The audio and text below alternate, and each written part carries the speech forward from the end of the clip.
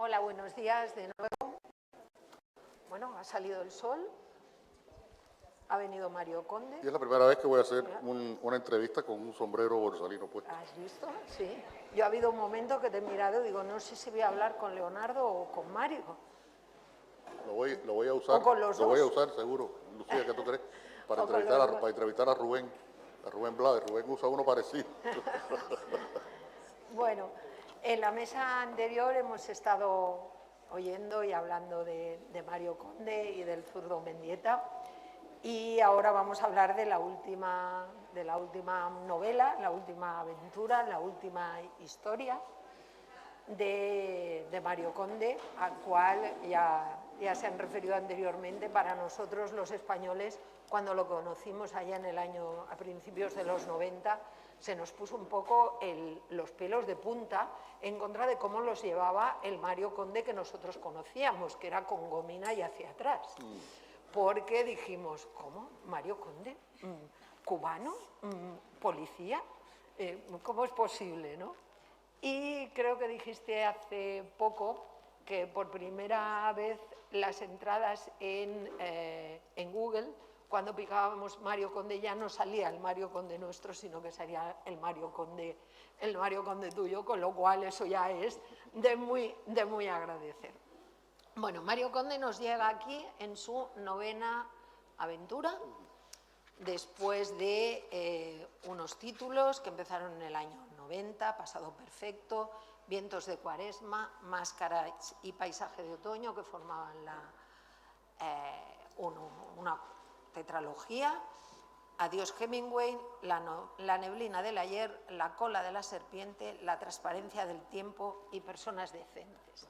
Personas decentes, que tiene un título que a mí me encantó el título. Estaba un poco nerviosa porque al cogerlo vi que la portada había cambiado el estilo de las anteriores, que a mí me gustaba mucho, aquellas edificaciones de Cuba. Sí, eran interiores, me gustaba mucho, incluso busqué si el diseñador era diferente, no es el mismo, pero supongo que quieren darle otra visión.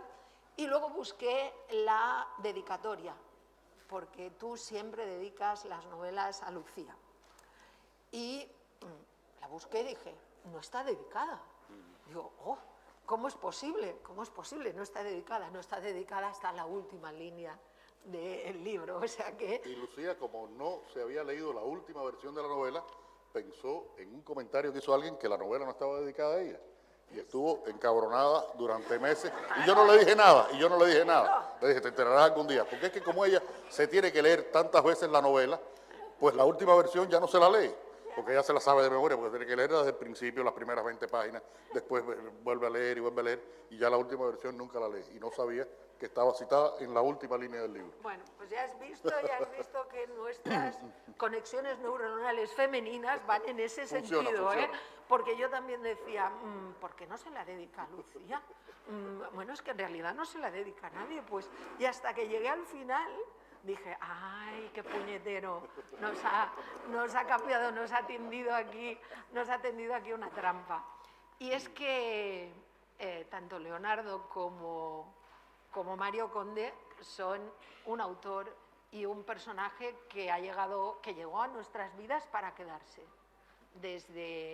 Desde la primera novela, Pasado Perfecto, creo que todos los que estamos aquí, que yo creo que todos la habremos leído, nos enamoramos de muchísimas cosas. Nos enamoramos de los personajes, nos enamoramos de la ambientación, nos enamoramos de esa Cuba que para nosotros sigue siendo nuestra joya de la corona, así como para Gran Bretaña es la India, para España es Cuba. Ese sentimiento de pérdida que tenemos, de haber perdido algo que era nuestro, que no sé si en Cuba también lo tenéis como un sentimiento de pérdida, ¿no? hacia la madre. Yo creo que en alguna de tus novelas también lo haces patente. Bueno, dicho esto como pequeña introducción, nos vamos a personas decentes. ¿Qué es una persona decente para ti, Leonardo? Mira, es hablar de decencia, es hablar de decencia Y entra el demonio. y se nos caen los palos del sombrajo. A ver, decentes. Aquí, en este momento, yo creo que por lo menos una persona decente la hay, que es Leonardo. Bueno, mira, en tu primer comentario has dicho algo que creo que es muy atinado que lo mencionemos. Otra vez lo he mencionado mucho en estos días y vuelvo a mencionarlo.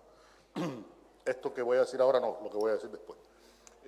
Hay un libro del historiador cubano más importante del siglo XX, Manuel Moreno Fraginals, que se llama Cuba-España, España-Cuba, Historia Común, 1942-1898. Ese libro creo que lo publicó Cátedra, hace unos años y después hubo una reedición, pero es difícil de conseguir, pero se puede conseguir, debe estar en las bibliotecas.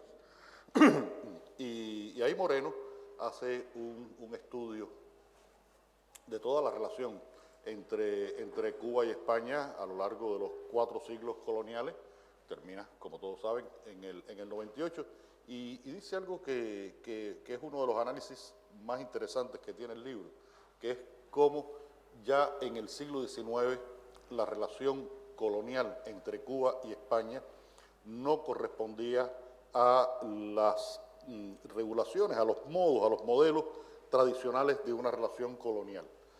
Cuba era una provincia del imperio, de lo que quedaba del imperio español, ya muy desvencijado, la independencia de los otros países de Iberoamérica se había producido, y hay un momento en que la economía cubana es tan potente, es tan dinámica, porque lo que ocurre es que muchas veces la desgracia de uno es la suerte de otro. Y ese gran dinamismo de la economía cubana se debe, entre otras cosas, a la revolución haitiana, que terminó siendo la devastación de Haití como productor de azúcar y de café, papel que asume Cuba con mucho más territorio, con los beneficios tecnológicos que traen los franco-haitianos a Cuba para el cultivo del café y para la propia caña de azúcar, y Cuba se convierte en el territorio más dinámico del Imperio Español, de lo que quedaba del Imperio Español. Tanto es así, y esa relación colonial se quiebra tanto, que hay una carta que es absolutamente deliciosa, que le envían unos de los miembros de la llamada sacarocracia cubana, la aristocracia del azúcar, los grandes productores de azúcar, a José Antonio Saco, que viene a España y va a tener una reunión con diputados a las Cortes. Y le dicen, Saquete, José Antonio Saco le dicen, Saquete, ya tienes en Madrid las maletas con el dinero suficiente para comprar a los diputados que necesitemos para cambiar al capitán general de la isla. Es decir, que podían comprar a los capitanes generales que venían de España a Cuba. Y eso cambió, por supuesto, toda esa relación. Pero esto tiene que ver con lo que quería decir. Cuando Charo habla de la relación entre cubanos y españoles, por ejemplo, en Cataluña es muy evidente, incluso físicamente, en la estructura de las ciudades. El dinero con que Gaudí puede hacer sus grandes proyectos es un dinero que viene de Cuba. El dinero de los Güell viene de Cuba. Están en toda Cataluña están esas casas de indianos. El Palacio Samá es uno de ellos, de los más importantes. Y una vez al año hay un festival de habaneras, un género que ya no se canta en Cuba y se sigue cantando en Cataluña. Si vas a Asturias, pues pasa lo mismo. Si vas a Galicia, pues más de lo mismo. Y si vienes aquí a Canarias, entonces sí, ya se jodió la cosa. Esto es una relación que va por encima de todo, porque no solamente es histórica, es económica, es cultural, es una relación esencialmente familiar. Y eso hace que sea un nexo diferente, un nexo mucho más profundo, un nexo mucho más visceral el que existe entre estas islas y la otra isla que está un poco más para allá. Y por eso yo, quiero ahora públicamente agradecer a este festival, donde está Alejandro y su tropa, donde están metidos, andan por ahí, deben estar, sí. por haberme distinguido con este borsalino en esta ocasión del 9º Festival de Tenerife de Noir. Y le respondo entonces ahora a Charo. No se crean que no le iba a responder, no te lo creas que no te iba a responder. No. A mí me da igual, tú habla lo que quieras porque... Mira, Charo, a ver, porque el tema este a ver, primero voy a hablar del título. Perfecto. Yo quería que esta novela tuviera un título en el que apareciera la palabra Habana, porque es una novela de La Habana, es una novela de la ciudad. Sí. Creo que en este libro hay 3 personajes importantes, Yarini, Conde y La Habana. El espacio físico, el espacio cultural, el espacio psicológico de la ciudad es importantísimo en este libro, más que en ninguno de mis otras novelas. Mis novelas son muy citadinas, son muy de La Habana, desde La Habana del 19, que aparece en la novela de mi vida, por la que andaba José Antonio Saco y andaba Heredia y Domingo del Monte, el padre Varela, todos estos personajes. Esta Habana de 1910 de Yarini, La Habana de los 50 de Violeta del Río y La Habana del periodo revolucionario que Conde y sus amigos reflejan en cada una de estas novelas. Pero yo quería, y no encontraba el cabrón título que La Habana me funcionara, porque había unos que ya estaban escogidos y bueno, no podía repetir un título.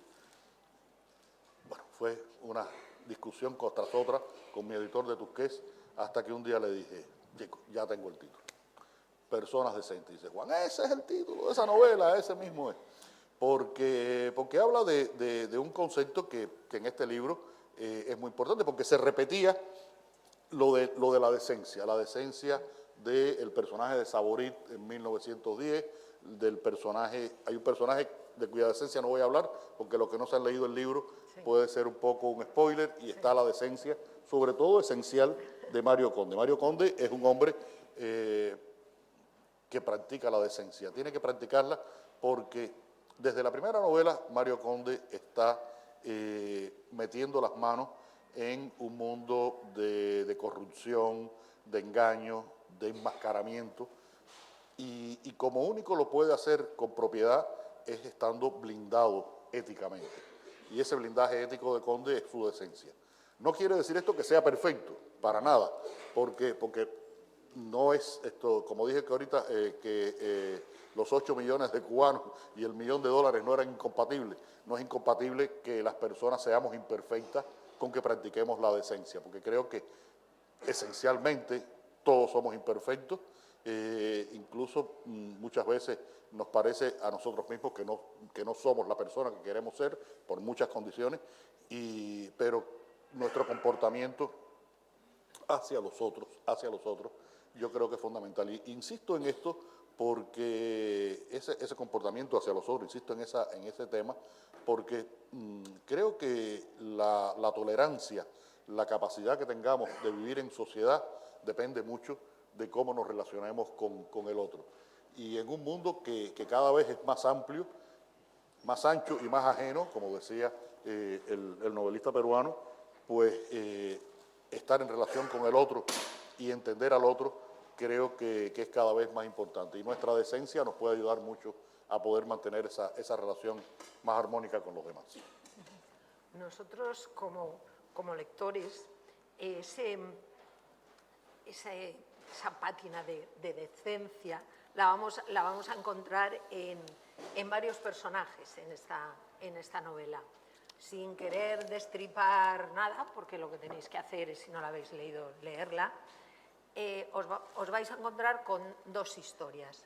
2 historias, una en la Cuba de 1910 y otra en la Cuba del 2016, con unos acontecimientos extraordinarios. En la de 1910 va a ser la llegada o el paseo o el fin del mundo provocado por el cometa Halley, y en la del 2016 va a ser que a Cuba llega Obama, llega Rawlings, llega un desfile de Chanel, Rihanna y unas señoras que enseñan las tetas, las Kardashian, como Mario Conde no sabe quiénes son, dicen unas señoras que enseñan las tetas, que me parece una definición maravillosa, me parece maravillosa.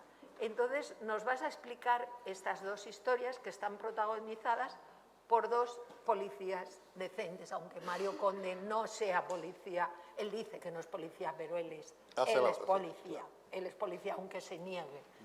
Además, aunque él quiera ser otra cosa, el lector va a hacer lo que le dé la gana y va a hacer siempre que sea policía. Esas dos historias se van a juntar, van a estar una encima de otra, la otra debajo de encima, y vas a ir haciendo cosas que pasan casi al mismo tiempo, aunque hayan pasado un siglo. Esas dos personas decentes son Mario Conde y Saborit. El Arturo Saborit, el ¿Quién policía. es Arturo Saborit? Sí, bueno, como explicaba Charo, hay dos líneas argumentales. Dos líneas argumentales que precisamente por su argumento son paralelas. Y yo siempre digo que, como todos sabemos, creo que lo aprendemos en cuarto o en quinto grado, hay un punto donde las paralelas se unen, que es el infinito. Y ese infinito de esta novela está en Mario Conde y en La Habana. Esas dos paralelas se unen en Mario Conde y en La Habana. Y la de 1910, en ese momento apocalíptico, está en el centro de la vida cubana y de la vida habanera, específicamente un personaje histórico real que fue Alberto Yarini y Ponce de León, el proxeneta más famoso de la historia de Cuba, tan famoso que todavía hoy hay mujeres que le llevan flores a su tumba, todavía hoy, y fue un político, era alguien que estaba interesado en la política y tuvo una gran influencia en la sociedad habanera de aquella época. Y hay un policía que se acerca a él por su trabajo, pero por la atracción, la gran atracción que provocaba este personaje de Alberto Yarini, y hace una investigación, necesita hacer una investigación de una prostituta que muere, otra prostituta que aparece después, de una forma bastante cruenta, los dos asesinatos, y se ve envuelto en el aura de Alberto Yarini y llega a traspasar los límites de lo que se puede considerar la decencia por las acciones que tiene que hacer en un determinado momento. Viven en el mundo de la prostitución, que es un mundo de violencia, es un mundo porque la prostitución es esencialmente un acto de violencia.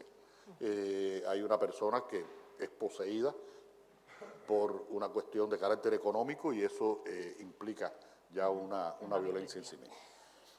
Y Mario Conde en el 2016 tiene que investigar porque como vienen tanta gente a Cuba, pues de pronto el que fue su subordinado, que ahora es un alto jefe de la policía, Manolo Palacio, que siempre es el que lo convoca, le dice, Conde, ayúdame a investigar esta historia porque se me han acabado los policías.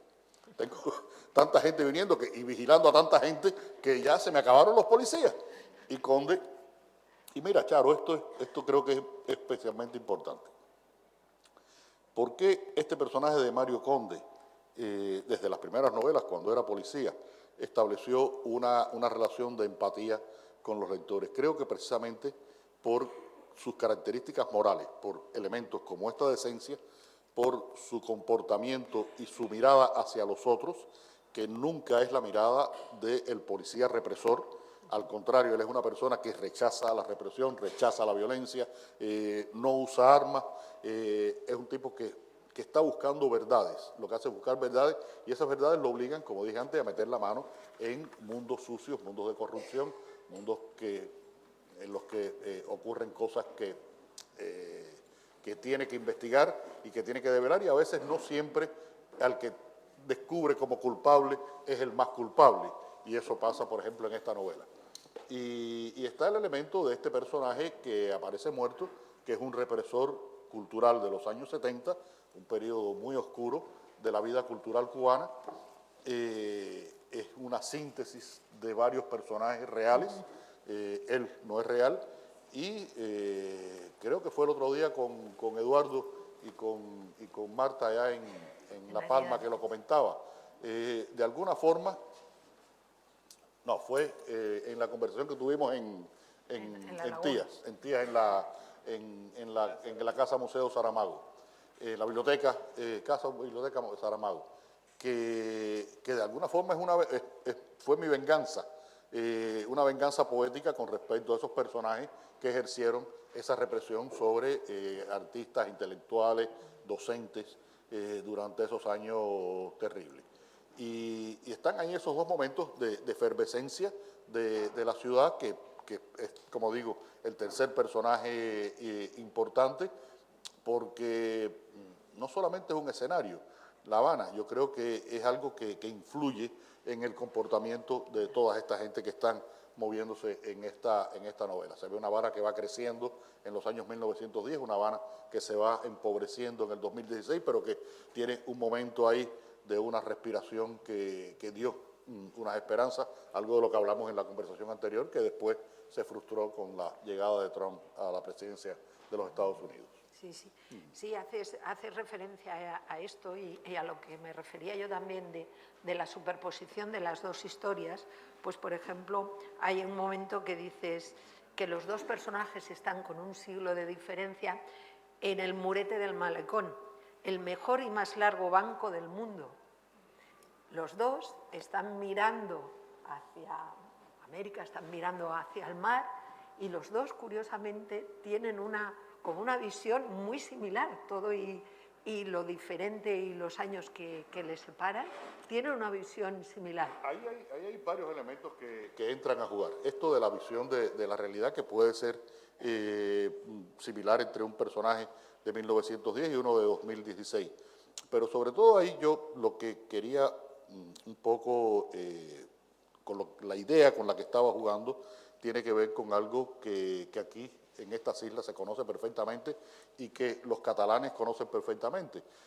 Y si no, escuchemos Mediterráneo de Serrat. Es la relación con el mar. Es ese concepto de que más allá hay un mundo en el que ocurren cosas con el que nos relacionamos, al que queremos llegar, al que mitificamos.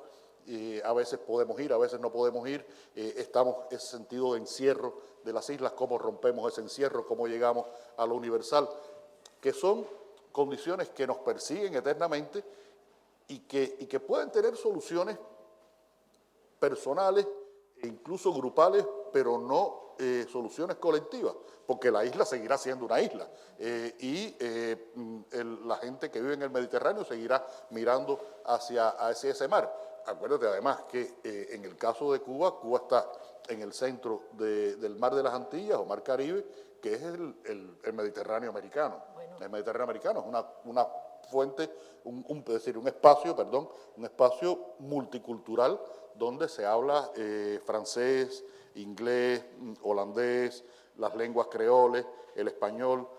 Hay territorio norteamericano, hay territorio suramericano, hay territorio centroamericano, y están todas las islas además, que son ni se sabe cuántas. Entonces, ese concepto yo creo que también es importante, porque es algo que nos ha condicionado como personas, y no por gusto. Mi libro de ensayo, publicado hace unos años por Tusquets también, se llama Agua por todas partes. Es a esa agua a la que me refiero, y esta es una de mis obsesiones. Y yo soy muy obsesivo, y las obsesiones son las que me mueven como escritor, y como lo que escribo como periodista, como escritor, como ensayista, está muy marcado por esas obsesiones, y esta es una de ellas. Sí, y tú que hacías referencia precisamente al Mediterráneo, hemos debatido mucho, porque Leonardo es un autor muy estudiado, que eres un autor mediterráneo. Tú estás en La Habana, pero tú eres un autor mediterráneo. ¿Por qué eres un autor mediterráneo? Eres un autor mediterráneo porque tienes las características de la novela mediterránea, que son la gastronomía, el mar, la concepción de la justicia, la música, la cadencia. Para nosotros tú eres... La diversidad. La diversidad. Tú eres alguien que estás en el Mediterráneo, pero estás fuera. Vienes de vez en cuando, nos traes savia nueva, ideas nuevas, pero tú eres como Marc Caris, como Vázquez Montalbán, como Jean Cloïzot. Tú formas parte de ese grupo. Camilleri, Sí, Sciascia. Camilleri, sí, Sciascia. Tú estás ahí en esa línea y los lectores yo creo que lo recibimos así. Tu novela también es una novela que está llena de nostalgia, porque Mario Conde, definido por él mismo, soy un nostálgico de mierda. ¿De qué es nostálgico Mario Conde? En las primeras novelas, esa nostalgia de Mario Conde, la primera se llama Pasado Perfecto. Es esa primera nostalgia que empezamos a sentir cuando a una determinada edad nos damos cuenta de que ya no somos jóvenes, de que ya no somos aquellos jóvenes. Y eso es un proceso natural de las personas, tanto físico como mental. Mario Conde, de las primeras novelas, tiene 35 años y se refiere a ese mundo del preuniversitario que ayer en la escuela donde estábamos, no sé si está por ahí todavía el profesor, están acá, lo mencionábamos, y que él se lo decía a los estudiantes, le decía, miren, ustedes no lo saben, pero están viviendo el momento más feliz y mejor de sus vidas. Los jodidos que no lo saben y se van a enterar muchos años después, pero para que tengan conciencia de que sí, que lo están viviendo. Y esa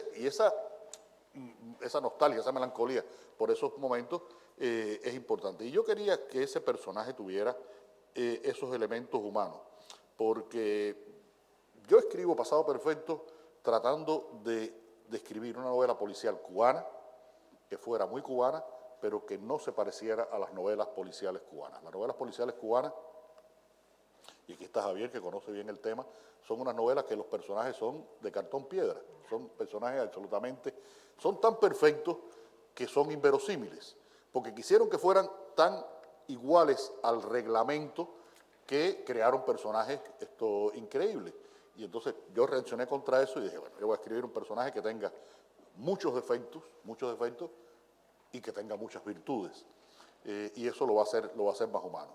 Y entre las características de este personaje está, bueno, por eso es que empieza esa novela Pasado Perfecto con Mario Conde despertándose de una borrachera. Estoy con un dolor de cabeza y con unas ganas de mear, cosas humanas.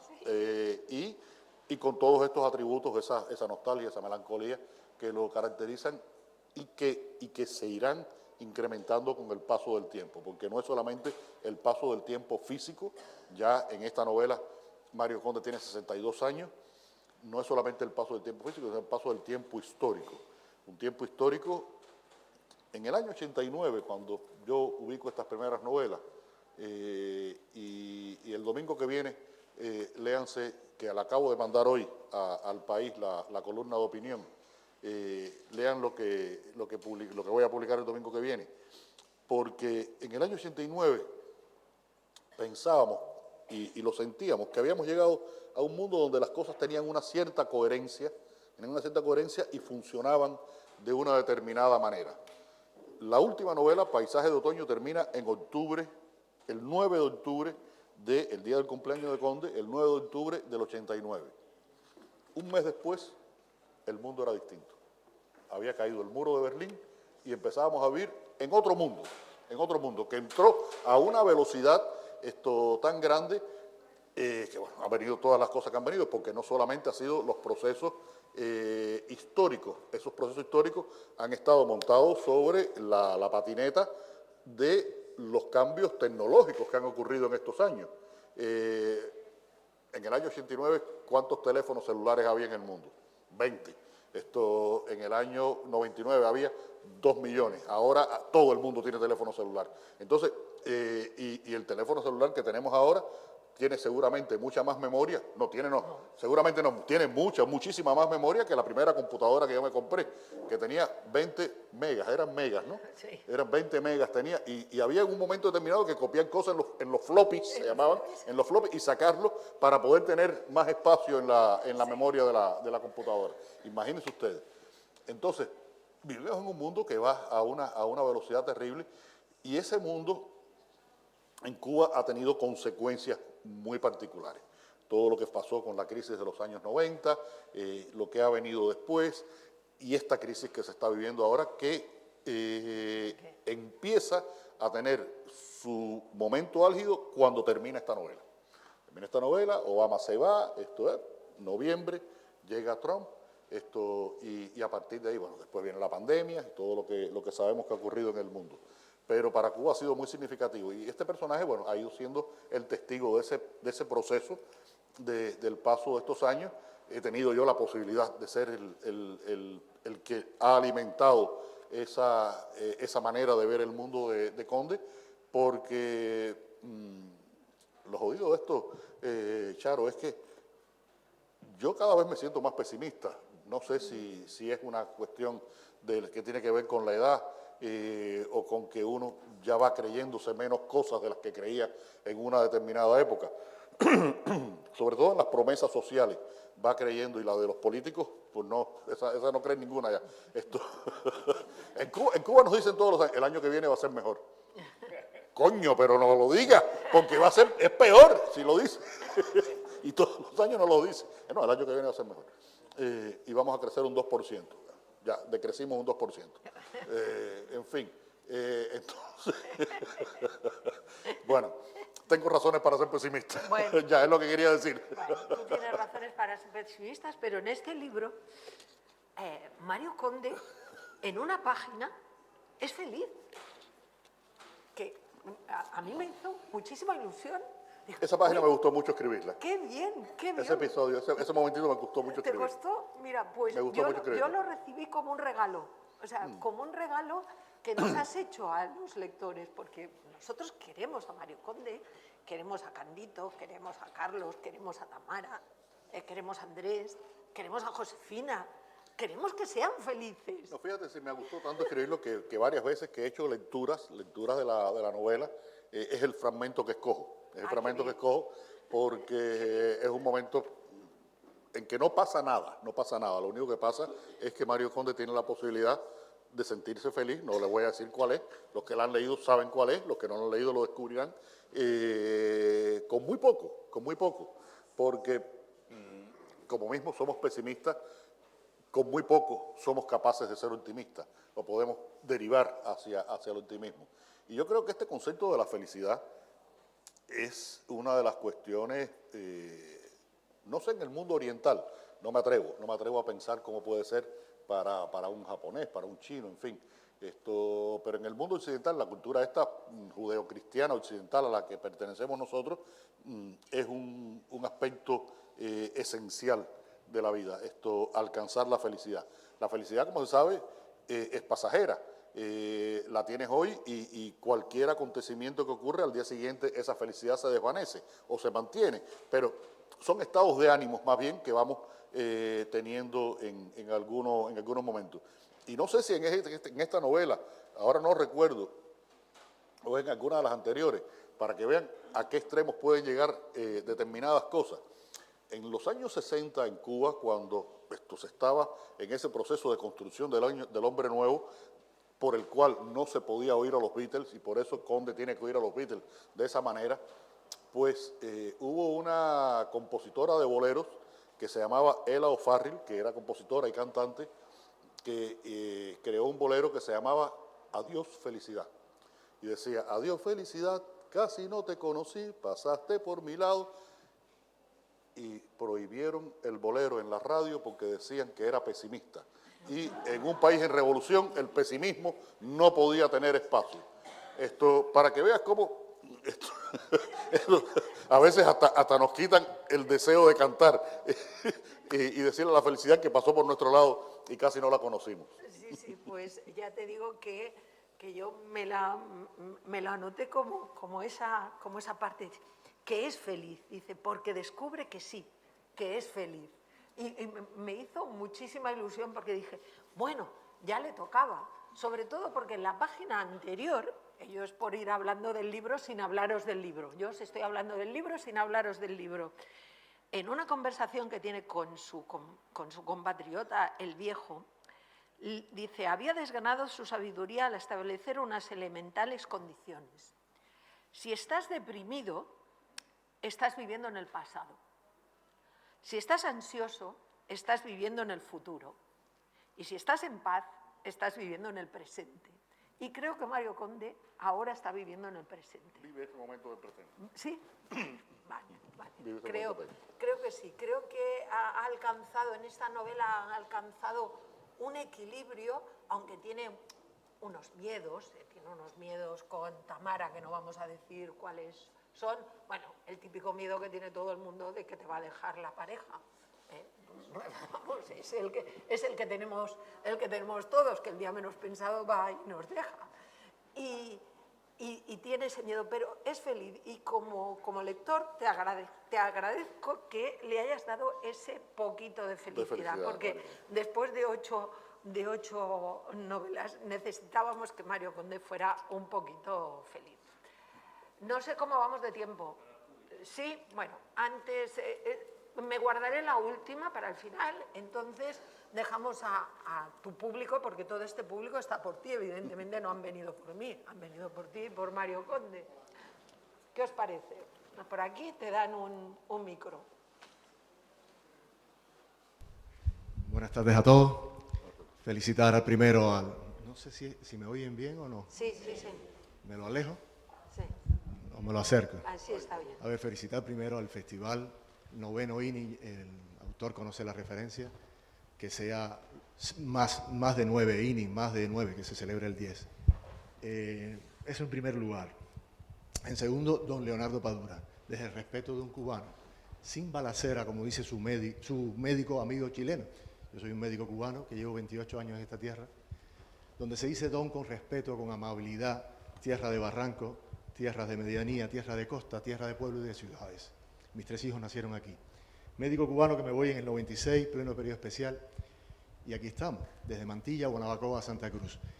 Quisiera pedirle al público que levantara la mano cuántos son cubanos de los presentes, de los lectores de Padura, cuántos son cubanos. La muchacha, yo 3. Sin balacera. Tengo el orgullo de que usted haya tenido la amistad con un canon de la literatura cubana que es Óscar Hijuelo. Posiblemente se hayan escrito, no sé cuántas veces habrán quedado, no sé su biografía. Yo creo que las biografías no son importantes. Las obras de él, creadas sí, para los lectores y para las personas. Después de 5.000 libros que atesoro en casa y leo, desde el totalitarismo de Europa, what's next? ¿Qué es lo siguiente, Padura? ¿Qué es lo siguiente? Unamos la escritura, porque usted no es un escritor chileno, no necesita ser Paul Auster, necesitamos que usted sea Padura, por favor. Desde la amabilidad, sin balaceras y sin acritud ninguna. Usted mencionó en un momento dado la culpa del presidente de los Estados Unidos, pero parecemos inválidos los cubanos. ¿Y la culpa de los cubanos, señor? Por supuesto que la hay. Y usted ha sido bastante crítico. Y lo respeto mucho. No es perfecto, nadie lo es. Usted algunas cosas tendrá las manos atadas, otras no. Pero desde la literatura, ¿qué es lo siguiente? Unamos el canon de los escritores de dentro y de fuera para un futuro mejor, porque se vive mejor, se puede ser feliz mejor. ¿Qué es lo siguiente que usted cree que pueda pasar? A nosotros, a los lectores cubanos que lo leen en el exterior, su público en Cuba es minoritario, porque no lo hay, como aquí están sentados. No hay felicidad para los cubanos, aunque hay una página que la tengan, no la hay. Y yo llevo 28 años siendo feliz en el exterior. ¿Qué es lo siguiente, don Padura? Y no me extiendo más. Por favor, muchas gracias. Sin acritud, No, lo siguiente no lo sé, no soy adivino. A pesar de que mandó este gorro, dice, este sombrero que dice que parece de mago. No lo sé.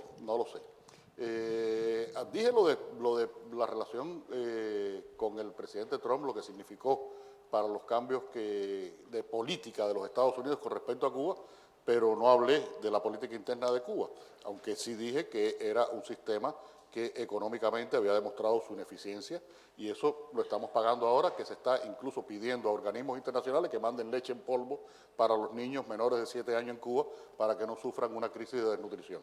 A ese punto hemos llegado. Con respecto a los escritores, bueno, ojalá hubiera toda la relación de fraternidad que debe haber en un gremio, pero creo que también existe un elemento que es inevitable en este gremio, que son las rivalidades. Y esas rivalidades muchas veces están alimentadas por personas que prefieren la rivalidad antes que la concordia. Yo, por ejemplo, con Óscar Hijuelos, que nació en Cuba, pero vivió toda su vida en los Estados Unidos, tuve una excelente relación. Nos vimos en Estados Unidos, nos vimos en Cuba, y era posible. Y yo soy amigo de todos los escritores de los que pueda ser amigo. Y los que han decidido ser mis enemigos, ellos son los que han decidido ser mis enemigos. Yo ni los menciono, ni los insulto, como ellos se dedican a hacer conmigo, porque hay muchas razones para que ellos me insulten y digan las cosas que dicen de mí. Muchas razones. Bueno, volvamos si os parece al libro. Me gustaría hacer una pequeña referencia a que en este libro aparece Tenerife. Hay algo que pasa en Tenerife, hay alguien que vive en Tenerife, o sea que ya tenéis aquí otro dadito más para, si no la habéis leído, volverla a leer. ¿Alguna pregunta más? ¿Sí? Lo mío es más mundano y más no literario, con respecto al... Espera. Perdón, que lo mío es más literario, más mundano. El título, volviendo al título, yo creía, y eso me da también como el lector y el escritor tienen dos visiones muy distintas y cada uno lo vive como a su manera. Yo creía que el título venía de cuando Mario Conde fue a la biblioteca por primera vez, cuando Mario Conde deja a la policía y va a esa gran biblioteca que encuentra, unas personas mayores, y la mujer le dice, ya no quedan personas decentes. Yo llegué ahí de casualidad cuando supe este libro y dije, aquí estaba. ¿No es así? Puede que sí. Es que ese concepto de la decencia en Conde lo persigue ese concepto de la decencia porque es algo que él quiere practicar. En una sociedad donde la gente tiene que establecer estrategias de supervivencia de todo tipo para poder alimentarse todos los días, para poder vivir, pues esos límites de la decencia se pierden y por eso esa mujer dice, ya no quedan personas decentes. Pero sí, quedan personas decentes, afortunadamente, y creo que siempre quedarán personas decentes. Una última pregunta. Hola. Don Leonardo, un placer tenerlo aquí. Siguiendo con los títulos, el compañero hizo su pequeña reflexión sobre de dónde salía Personas Decentes. Y yo solamente quería escuchar hablar un poquito más sobre una revisitación que hizo usted del título de Polvo en el Viento. Hace poquito le leí en El País un artículo, una columna, no sé qué era, que decía más polvo en el viento. ¿Podría hablarnos un poquito de qué sensación o qué significa más polvo en el viento desde el punto de vista de su trayectoria vital y del juego de los títulos y de la vida en sí misma? Muchas gracias.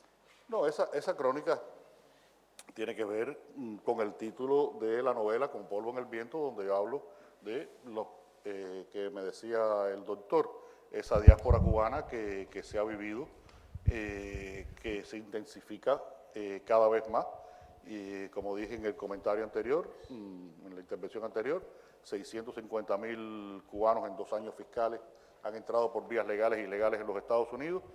Y esa crónica la dediqué sobre todo a 3 personas muy cercanas, gente de mi generación, uno incluso 10 años mayor que yo, los otros 1 año menor que yo, casualmente los dos, que han sido personas muy, muy cercanas, compañeros de estudio, con relaciones de amistad, de familiares, durante muchos años, y la pérdida de la relación con esas personas cuando salen al exterior. Uno puede mantener un contacto por WhatsApp, por teléfono, o cuando yo voy a esos lugares, tal vez verlo, pero se pierde esa relación estrecha que existía. Y por eso digo al final que ojalá se acuerden de las muchas veces que tomaron café en mi cocina hecho por mí el café, porque el café en la casa siempre lo hago yo. Las otras cosas no, pero el café siempre lo hago yo. Y son esas pérdidas que vamos acumulando con los años. Es inevitable ese sentimiento de pérdidas, porque tienes las pérdidas por cuestiones físicas, gente que muere, pero tienes estas pérdidas por cuestiones de distancia y contacto que tanto te afectan, porque incluso son gente que se llevan parte de mi memoria, por toda esa relación tan intensa que hemos tenido. Y por eso quise escribir esa crónica y le puse más polvo en el viento. Bueno, pues como ya me dice el jefe que tenemos que cortar, me gustaría acabar diciendo un par de cosas. Una, Mario Conde tiene la misma edad que yo. Gracias. Entonces, Gracias. entonces eres más vieja que yo. No, Tú eres más vieja que yo. en la novela. En la Ah, en la novela. no- ah, en pero la tú dices, novela, bueno. ahora tenemos la misma edad. O sea, Menos mal que rectificó. Sí. Tenemos 62 años. Me gusta porque tenemos la misma visión del mundo, por lo menos en lo que es al espacio temporal. Y luego me gustaría acabar diciendo que leer a Leonardo Padura me recuerda a una cosa que dijo una gran escritora francesa a la que admiramos muchísimo algunos de nosotros, que es Dominique Manotti. Dominique Manotti, en una de sus reflexiones, nos decía: a los historiadores no los recordará nadie, sin embargo, todo el mundo recordará a Víctor Hugo. A los historiadores nadie lo recordará, pero a Leonardo Padura lo recordaremos siempre. Gracias. Muchas gracias, Carlos. Muchas gracias.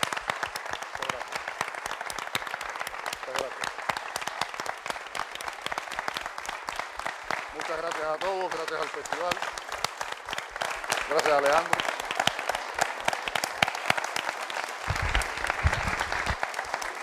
Muchas gracias.